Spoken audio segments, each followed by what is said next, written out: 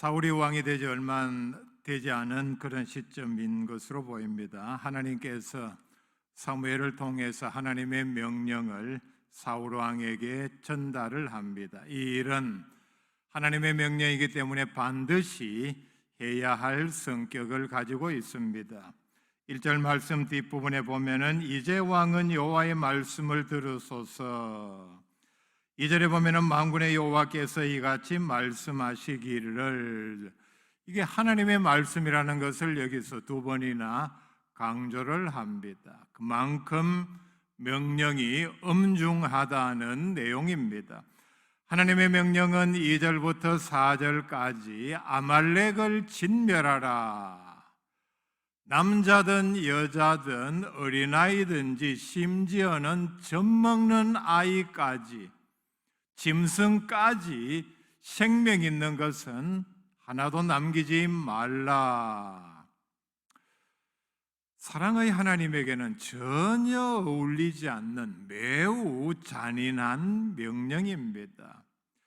왜 하나님께서 이런 명령을 내렸는가? 바로 출애굽기 17장에 나오는 아말렉이 이스라엘 백성이 광야 르비딤에 이르렀을 때에 지친 백성들의 행렬 후미를 공격한 일 때문입니다.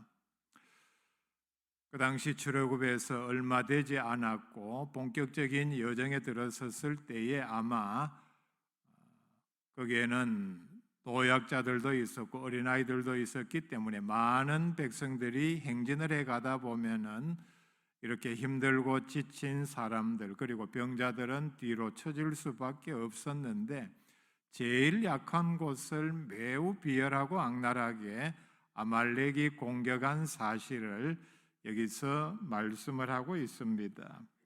2절 말씀에 보면은 이스라엘에게 행한 일 곧 애굽에서 나올 때에 길에서 대적한 일로 이제는 내가 그들을 벌한다. 하나님께서 말씀을 합니다. 하나님께서는 이 아말렉의 죄를 매우 엄중하게 보셨습니다. 우리가 성경 가운데서 그 이유를 세 가지로 추측할 수 있습니다. 첫째는 애굽에서 430년간 종살이하던 이스라엘 백성들을 해방시켜 가나안에서 하나님께서 친히 다스리시는 나라를 세우려는 하나님의 절대 주권을 방해하려고 했기 때문입니다. 하나님의 나라를 구성할 백성들을 죽이는 것은 왕 되시는 하나님에 대한 반역입니다.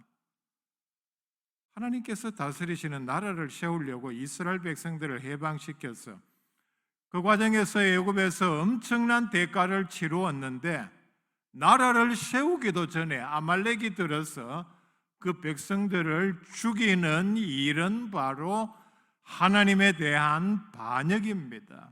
두 번째는 방법이 매우 악랄했기 때문입니다. 이스라엘은 지금 가나안을 향해 나아가는 중입니다.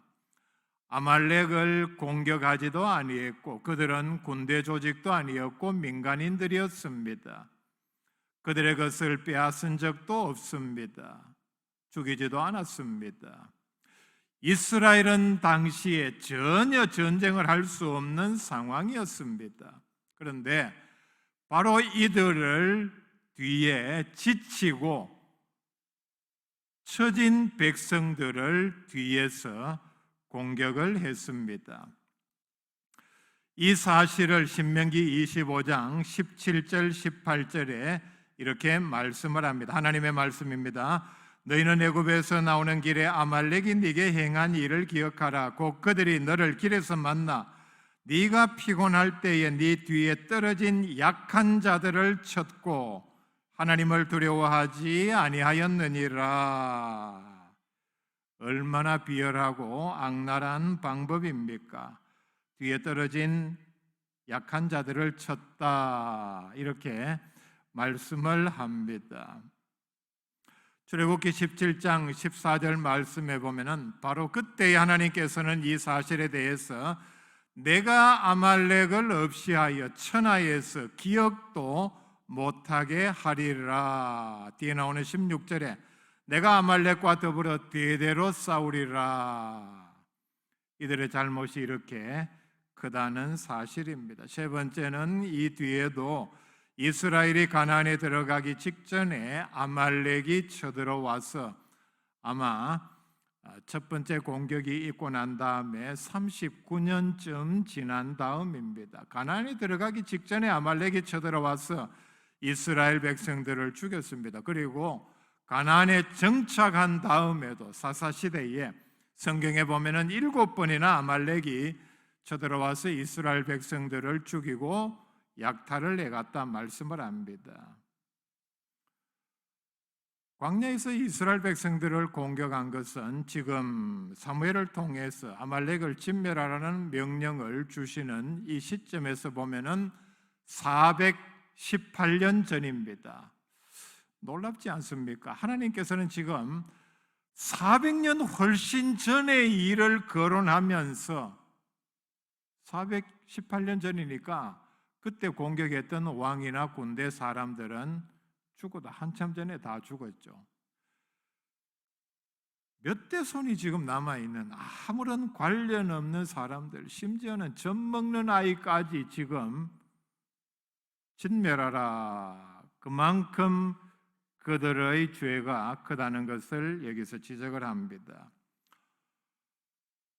며칠 뒤면은 6.25 기념일입니다. 71년 전에 이 땅을 피로 물들였던 시체의 산을 이루었던 그 참혹한 전쟁이 일어난 날을 우리가 며칠 앞두고 있습니다. 몇 년 전까지만 해도 교회에서 쓰는 달력에 보면은 6.25 이전 바로 앞 주일을 6.25 기념주일 이렇게 해서 달력에 인쇄를 했는데 요즘 보면은 아마 이걸 또 인쇄를 잘 하지 않는 것 같습니다. 이유가 뭔지, 잊어버렸는지, 이제는 잊어버리자는 건지, 그거 기억해서 뭐 하자는 건지, 뭐 그런 제가 그 달력 만든 사람 정확한 의도를 알 수는 없지만은 지금 우리가 이런 시기를 지나가고 있습니다. 우리가 6.25 기념일을 앞두고 또 얼마 전에는 현충일을 보냈습니다. 하나님께서 진노하셔서 진멸하라 하신 아말렉과 북한의 죄를 우리가 이 시점에서 비교해 볼 수 있기를 바랍니다. 제가 오늘 여기서 말씀드리는 북한은 억압에 신음하는 북한 백성들이 아닌 또는 강제로 군 복무를 하는 일반 병사들이 아닌 김일성 일가 후손 그리고 공산주의자들을 가리킵니다. 이 점을 유념하시기를 바랍니다. 북한 공산 정권의 죄는 아말렉의 죄보다 그래서 하나님께서 얼마나 진노하셨습니까? 몇 배, 몇십 배 더 악합니다. 북한이 일방적으로 일으킨 침략 전쟁의 피해는 한국군 전사 13만 8천 명 그리고 경찰도 나가서 싸웠는데 경찰의 사망 실종이 1만 명, 유엔군 전사가 3만 8천 명. 그리고 여러분 이제는 잊었습니까? 학도병, 급하니까 학생들까지 그런 얘기도 들었습니다. 그때 쓰던 소총보다 키가 작은 학생들도 총을 메고 나갔다. 돌아가신 김강한 목사님께서도 학도병으로 포항 안강 전투에 참여하셨다는 말씀을 제가 들었습니다. 그리고 양민 학살이 13만 명. 이게 무슨 뜻입니까? 이 자리에 제가 보니까 우리 현역 군인이 지금 한 명 와 있는데 한 명 빼고는 전부 그냥 누가 봐도 양민들입니다. 군인이 아니라는 얘기죠. 와서 보고 저와 여러분 같은 사람들을 13만 명 이상이나 그냥 총으로 쏴 죽였다는 얘기입니다.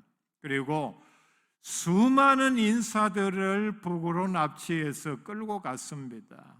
중공군까지 합쳐서 이 땅에서 6.25 전쟁의 결과 300만 명이 죽은 것으로 이렇게 추산을 합니다.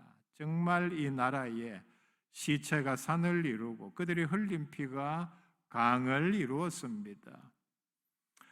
그 이후에 얼마나 많은 전쟁, 과부, 고아, 불구자들이 이 땅에 넘쳐났습니까? 우리나라 전체의 산업시설, 재산 3분의 1이 다 파괴가 되는 엄청난 피해를 6.25 결과 낳았습니다. 북한은 남한이 전혀 예상하지도 못했고 준비도 되지 않은 채 잠들어 있던 주일 새벽 4시에 기습 공격을 시작을 했습니다. 기습 공격이 시작이 되고 일방적으로 당하자 유명한 빌리 그레함 목사님의 회고록에 이러한 대목이 나옵니다. 한국을 돕기 위해서 미군을 중심으로 한 유엔군이 파견되어야 한다는 그 중요성에 대해서 트루먼 대통령에게 몇 번의 편지를 썼는데 참전을 요청하는 중요한 이유 가운데 하나가 전 세계에서 기독교가 가장 급속하게 부흥하는 나라가 지금 공산화의 위험에 처해 있습니다. 그는 회고하기를 바로 이 글귀가 트루먼 대통령을 움직였다 말을 하고 있습니다. 지금 우리나라는 전 세계에서 미국 다음으로 선교사를 많이 보내는 나라입니다. 만약에 이때에 공산화가 됐더라면 북한은 말세에 들어서시려는 우리 한국을 하나님의 사역을 방해하는 매우 악한 일을 저질렀습니다. 이것뿐입니까? 휴전 후에도 얼마나 많은 도발을 했고 얼마나 많은 사람들을 죽였습니까? 대통령을 암살하기 위해서 무장 공비를 청와대 바로 앞까지 보낸 1.21 사태, 김신조 사건이죠. 판문점의 미군들을 도끼로 찍어서 살해한 일, 그리고 버마 아웅산 묘소에서 우리나라 고위 관료들을 10명 이상, 17명으로 알고 있습니다. 죽인 사건, 칼기 폭파 사건, 강릉 잠수함 침투 사건, 연평도에 그냥 일방적으로 대포를 쏴서 연평도 포격이라 그러죠. 2차례 걸친 연평해전, 그리고 천안함 폭침 사건, 이런 것들입니다. 북한의 죄가 아말렉보다 더 크다는 이유 가운데 또 하나는 북한에서 정권을 잡은 후 지금까지 계속해서 하고 있는 일 가운데 하나는 교회와 그리스도인 그리고 성경을 말살하는 정책입니다. 그리스도인이라고 발각이 되면은, 그리고 성경을 가지고 있다가 발각이 되면은 재판 없이 마음대로 사람을 죽여도 되는 강제 수용소로 보냅니다. 김일성 일가가 북한의 정권을 잡고 6.25 남침 전쟁을 일으키고 그리고 그들의 권력을 굳히는 과정에서 얼마나 많은 사람들을 죽였습니까? 그들의 침략 전쟁이 얼마나 참혹했고 끔찍했고 그리고 그 후유증이 어쩌면 지금까지도 그리고 많은 사람들에게 고통을 안겨주었습니까? 여러분, 우리는 전쟁이 매우 끔찍하고 이런 끔찍한 침략 전쟁을 일으키는 사람들은 매우 악한 사람들이라는 사실을 분명히 기억을 해야 합니다. 얼마 전에 제가 영화를 하나 봤습니다. 영화 제목은 풀메탈 자켓입니다. 미국 영화입니다. 풀메탈 자켓이라는 말은 철갑탄을 뜻하는 말입니다. 쇠로 이렇게 감싼 총알이라는 뜻입니다. 그 영화에 보면은 참 다른 영화에서는 보기 힘든 매우 끔찍한 장면을 묘사를 하고 있습니다. 베트남 전쟁을 배경으로 한 것인데 다 불타버린 그리고 무너져 내린 부서져 내린 그 건물 사이를 미 해병 1개 분대가 수색을 하면서 진격을 하는 과정에서 몇 명의 병사들이 차례대로 저격수에게 총에 맞아서 죽어가는 과정을 매우 끔찍하게 마치 가까이서 보는 것처럼 클로즈업 시켜서 묘사를 하고 있습니다.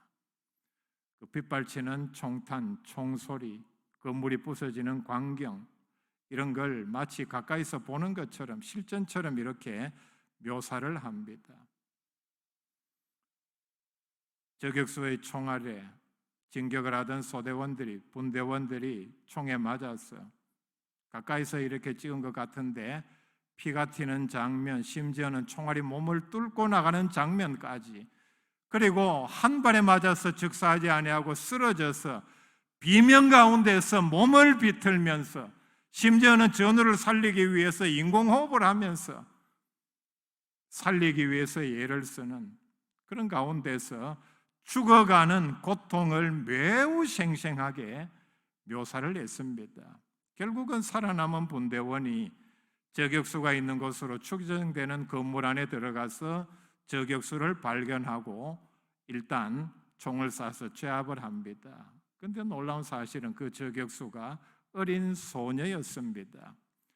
죽어가는 광경을 보면서 살아남은 분대원이 이런 얘기를 합니다. 아직 살아있으니까 데리고 가서 어떻게 해야 되지 않겠느냐, 무슨 소리를 하느냐 이렇게 다투다가 결국은 살아있는 그 저격수를 어린 소녀임에도 불구하고 총으로 쏴 죽이는 것으로 그 광경은 끝이 납니다. 여러분, 듣기만 해도 얼마나 끔찍합니까? 이렇게 끔찍하고 참혹하고 고통스러운 것이 전쟁입니다. 그리고 전사 소식을 들은 그 가족은 아마 수십 년을 사랑하는 아들을, 형제를, 부모를 전쟁에서 잃었다는 고통 가운데서 몸서리치면서 살아야 하는 것이 바로 전쟁의 후유증입니다. 아말렉에 대한 말씀과 연결해서 제가 그러면 이 말씀을 드리면은 북한을 진멸하자는 얘기냐? 그 얘기는 아닙니다. 그렇게 하면은 죄 없는 수많은 북한 병사들 그리고 주민들만 죽어납니다. 우리는 북한에 대한 하나님의 뜻을 정확하게는 알 수 없습니다. 몇 가지 시나리오가 있겠죠. 첫째는 하나님의 은혜로 러시아나 동유럽처럼 국가들처럼 공산 정권이 무너지고 민주화가 될지, 그렇게 되면 참 좋겠죠. 두 번째는 북한이 스스로 자기의 잘못을 깨닫고 공산주의를 포기하고 평화 통일이 되어서 남북이 하나님 앞에서 쓰임받는 나라가 될지, 세 번째는 제일 좋지 않은 경우입니다. 남한의 교회 백성들의 타락을 징계하는 북에 끓는 가마로 쓰임을 받은 다음에 바벨론처럼 심판을 받을지. 결국 중요한 것은 우리의 믿음과 삶에 달려 있습니다. 북한이 이렇게 악하고 엄청난 피해를 입혔음에도 불구하고 남한의 고위 공직자, 정치인들 중에는 북한 정권에 대하여서만은 한없이 너그럽고 있는 것 없는 것 못 줘서 안달을 하며 심지어는 나아가서 김일성, 김정일, 김정은을 숭배하는 사람들까지 있습니다. 북한 공산 정권이 아무리 악한 짓을 해도 애써 부인하고 외면을 합니다. 말하려고 하지를 않습니다.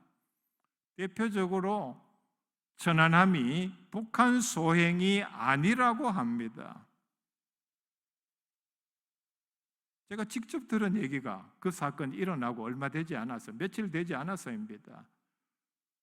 저보다 젊은 사람들이 한 10명 모여서 한다는 얘기가, 이명박 대통령이 지방선거를 앞두고 불리하니까 유리한 쪽으로 이끌기 위해서 일으킨 자작극이라고 모여서 하는 얘기를 제가 들었습니다. 북한이 아무런 어떤 짓을 해도 두둔하고 그리고 옹호하기에 바쁩니다. 그들은 그런 사람들이 이 땅에서 양심을 말하고 인권을 말하고 공정을 말하고 정의를 말합니다. 아무리 굴종적인 자세를 취하고도 부끄러운 줄도 모릅니다. 이런 악한 집단과 마주 앉아서 평화회담을 하면은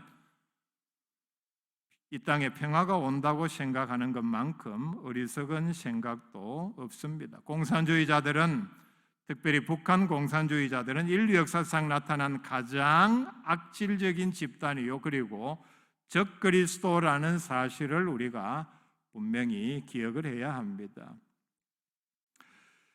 이스라엘의 아말렉과 싸울 때에 모세는 여호수아에게 군대를 조직해서 나가 싸우라 명령을 했습니다. 그리고 그때 이스라엘의 형편은 군대도 무기도 없었기 때문에 모세는 기도할 수밖에 없었습니다. 모세가 기도하는 손이 올라갈 때에 이스라엘은 승리를 했습니다. 한국전도 마찬가지입니다. 하나님의 은혜로, 그리고 한국교회가 기도할 때에 하나님께서는 막아주셨습니다.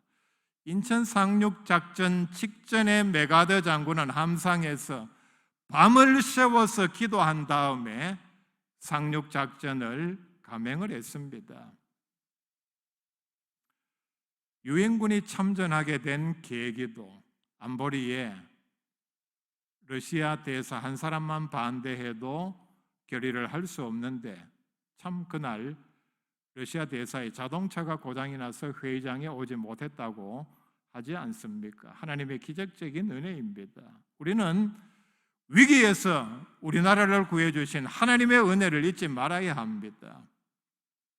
하나 나아가서 나라를 구하기 위해서 목숨을 바친 사람들을 기억하고 감사하는 마음을 가져야 합니다.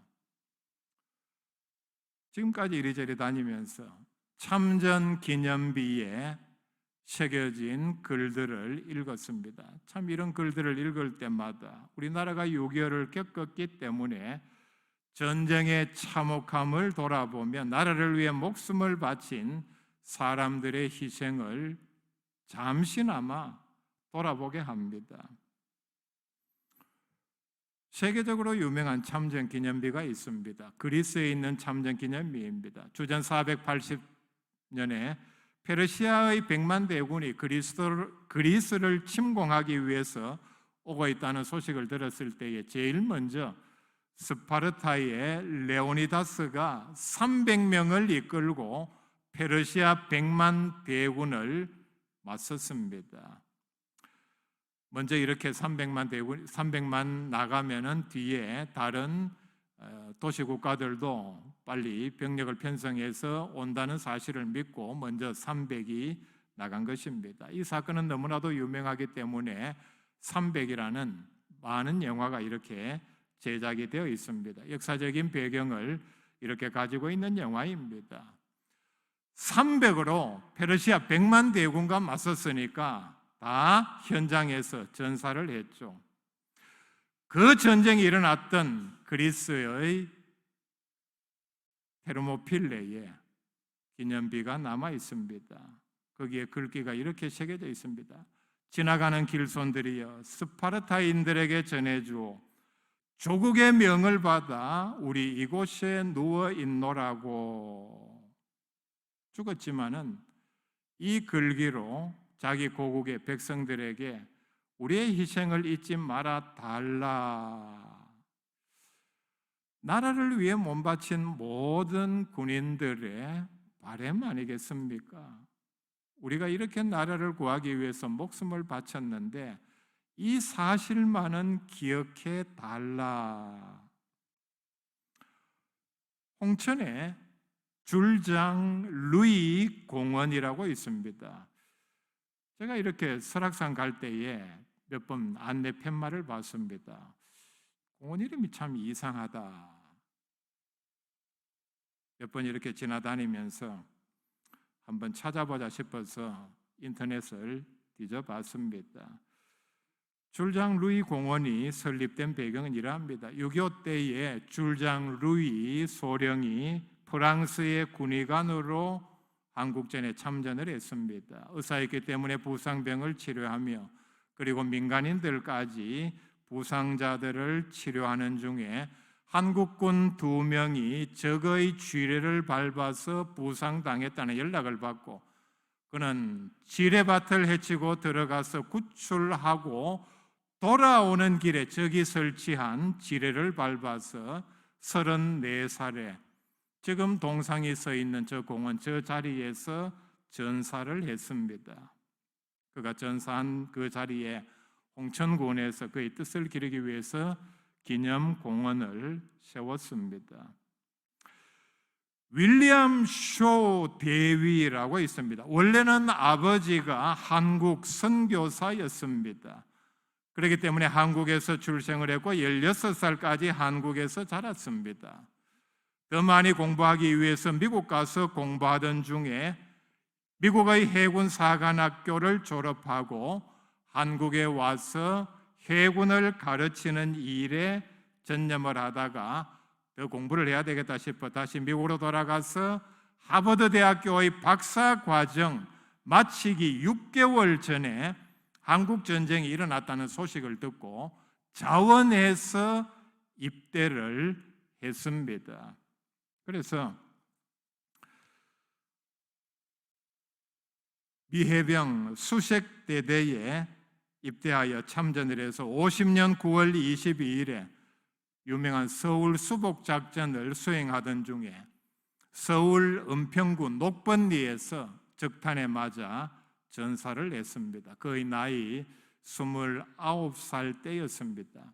그는 주변 사람들에게 말하기를 공부를 마치면은 한국 선교사 되기를 원했다 이렇게 알려져 있습니다.